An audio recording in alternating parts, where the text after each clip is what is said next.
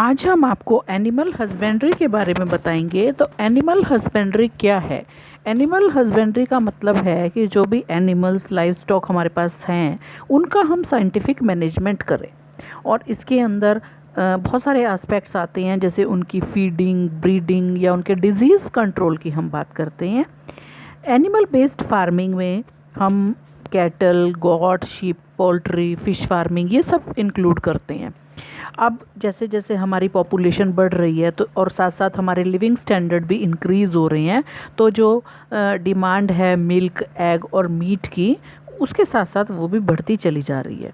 तो अब बहुत ज़्यादा अवेयरनेस क्रिएट करने की नीड है, जिससे कि हम जो भी हमारा लाइफ स्टॉक है उसको हम अच्छे से ट्रीट कर सकें। और फिर इसमें हम कुछ लिमिटेशंस की भी बात करेंगे जो लाइफ स्टॉक फार्मिंग में आती हैं। लाइफ स्टॉक प्रोडक्शन जो है उसको इम्प्रूव करने की ज़रूरत है। सबसे पहली चीज़ देखते हैं कैटल फार्मिंग। अब कैटल फार्मिंग यानी कि क्या, किस पर्पज़ के लिए कैटल हस्बेंड्री की जाती है? ये दो पर्पज़ के लिए की जाती है। एक तो मिल्क प्रोडक्शन के लिए और दूसरी ड्रॉट लेबर के लिए। जो भी हम एग्रीकल्चर वर्क है जैसे कि टाइलिंग, इरिगेशन, कार्टिंग, तो इस पर्पज़ के लिए हम जो है एनिमल्स का यूज़ करते हैं, तो वो फिर हमारा आता है ड्रॉट लेबर में। इंडियन कैटल की दो स्पीशीज़ होती हैं, Bos indicus cows and Bos bubalis buffalo की। मतलब अलग अलग स्पीशीज़ हैं किसकी? काऊ और बफेलो की। काऊ की जो स्पीशीज़ है उसको हम बोलते हैं बॉस इंडिकस, और बफेलो की जो स्पीशीज़ है उसको बोलते हैं बॉस बल्बुलिस। अब इन एनिमल्स में, चाहे वो काऊ है या बफेलो है, इनकी जो फीमेल होती है उसको हम मिल्क प्रोडक्शन के लिए यूज़ करते हैं, तो इसको हम मिल्च एनिमल्स या डेयरी एनिमल्स भी बोलते हैं।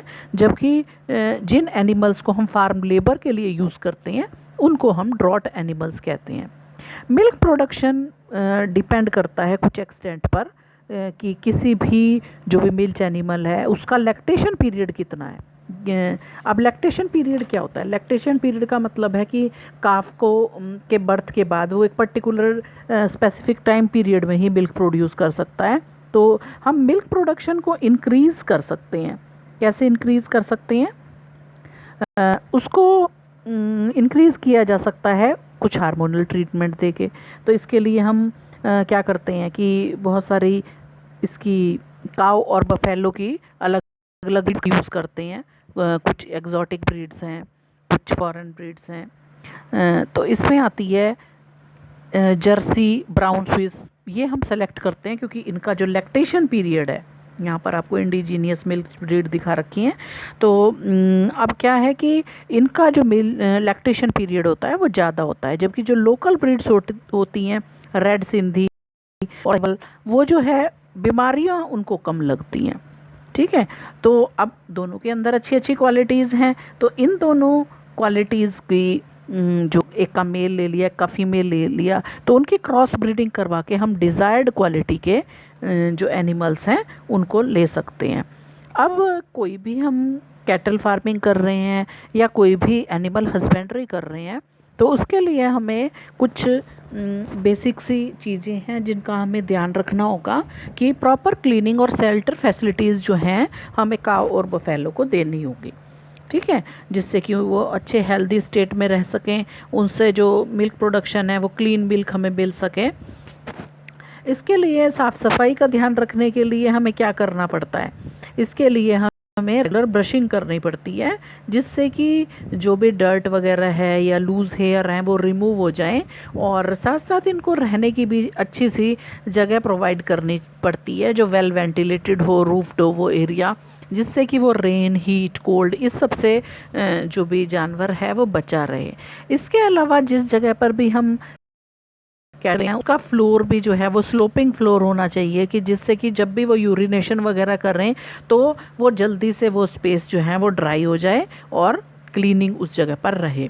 अगर फूड रिक्वायरमेंट की बात करते हैं तो डेयरी एनिमल्स जो हैं उनकी फूड रिक्वायरमेंट दो तरीके की होती हैं।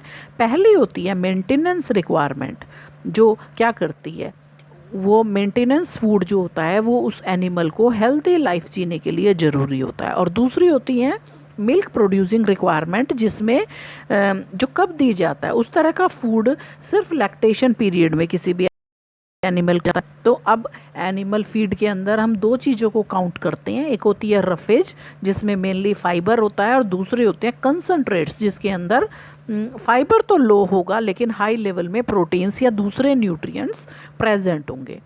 अब किसी भी कैटल को जो है बैलेंस्ड डाइट देनी हमें पड़ती है, प्रोपोर्शनेट अमाउंट में जो है हमें क्या देना पड़ेगा, उसका फीड देना पड़ेगा। इसके अलावा हमें कुछ माइक्रो न्यूट्रिएंट्स भी उसको प्रोवाइड करने पड़ेंगे जिससे कि उस कैटल की जो हेल्थ है वो अच्छी रहे और उसका मिल्क आउटपुट जो है वो भी बहुत अच्छा रहे। अब कैटल्स को बहुत सारी बीमारियां हो सकती हैं, ये डिजीज़ जो हैं उनकी वजह से उस कैटल की डेथ भी हो सकती है या उनका मिल्क प्रोडक्शन कम हो सकता है। तो एक हेल्दी एनिमल जो है उसकी हमें पता कैसे चलेगा कि कोई भी जो एनिमल है वो अब सिक हो गया है, ठीक फील नहीं कर रहा। तो एक हेल्दी एनिमल तो रेगुलरली फीड करता है, उसका नॉर्मल पोस्चर होता है, लेकिन अगर वो सिक हो गया है तो उसका क्या हो जाएगा, वो अच्छे से खाना नहीं खाएगा, नॉर्मल पोस्चर में हमें दिखाई नहीं देगा, हमेशा बैठा हुआ दिखाई देगा। अब कुछ पैरासाइट भी उस कैटल को हार्म कर सकते हैं, वो एक्सटर्नल भी हो सकते हैं और इंटरनल भी हो सकते हैं। अगर एक्सटर्नल पैरासाइट है तो वो उसकी स्किन पे रहेगा और स्किन डिजीज़ कॉज करेगा, और जो इंटरनल पैरासाइट होते हैं जैसे वॉर्म्स वगैरह वो उसके स्टमक, इंटेस्टाइन इनको अफेक्ट कर सकते हैं, जैसे कि फ्लूक्स हैं तो वो लीवर को डैमेज कर देते हैं, इन्फेक्शियस डिजीज़ कॉज करते हैं। इसके अलावा कुछ बैक्टीरिया और वायरस भी होते हैं जो बहुत सारी बीमारियां कैटल में कर सकते हैं, प्रोड्यूस कर सकते हैं। तो इसके लिए हमें रेगुलर टाइम इंटरवल पर वैक्सीनेशन करवाना पड़ता है अपने फार्म एनिमल्स का, जिससे कि वो वायरल और बैक्टीरियल डिजीज़ से बचे रहें। तो आज के टॉपिक में हम इतना ही पढ़ेंगे। नेक्स्ट टॉपिक में हम आपको पोल्ट्री फार्मिंग के बारे में बताएंगे।